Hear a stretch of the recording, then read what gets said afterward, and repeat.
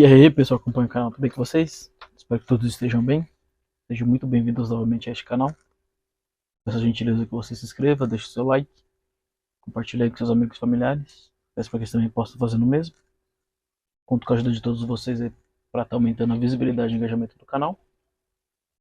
No vídeo de hoje vamos estar trabalhando com esse celular da Xiaomi.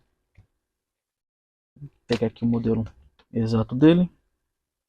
O modelo dele é o 2303 ERA 42L, comercialmente vendido como um Redmi Note 12S. Ele está com um problema aqui no touch.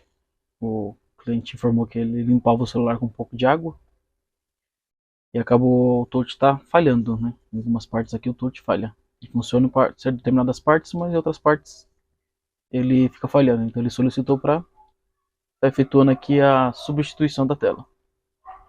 Então vamos deixar aqui de lado a capinha. Para abrir esse aparelho precisa remover aqui essa tampa traseira, que é uma tampa de plástico. Precisa aquecer ela e remover alguns parafusos. Vou estar acelerando o vídeo na parte aqui da desmontagem para não prolongar muito o vídeo. E já volto com vocês já com o aparelho praticamente pronto, já colando a tela, né, com a tela já colada. E finalizando o serviço. Ligar aqui a separadora e deixar ele aqui aquecendo na separadora.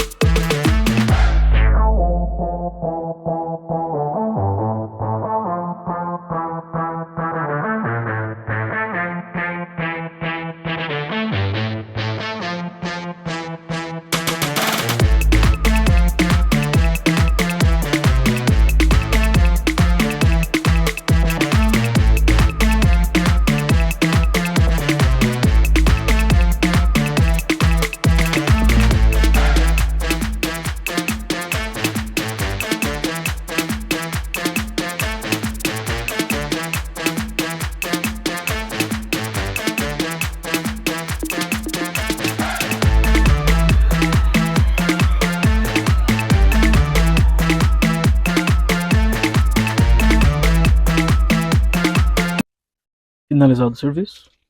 Demorou um bom tempinho, um tempinho até que relativo, né?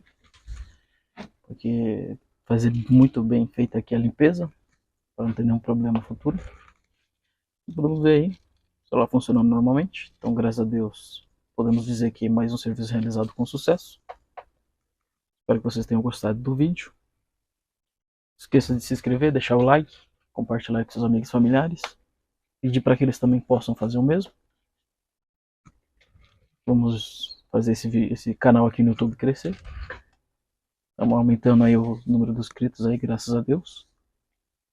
Agradeço novamente o apoio de todos vocês que acompanham o canal. Até o próximo vídeo, pessoal. Tchau, tchau. Aquele forte abraço.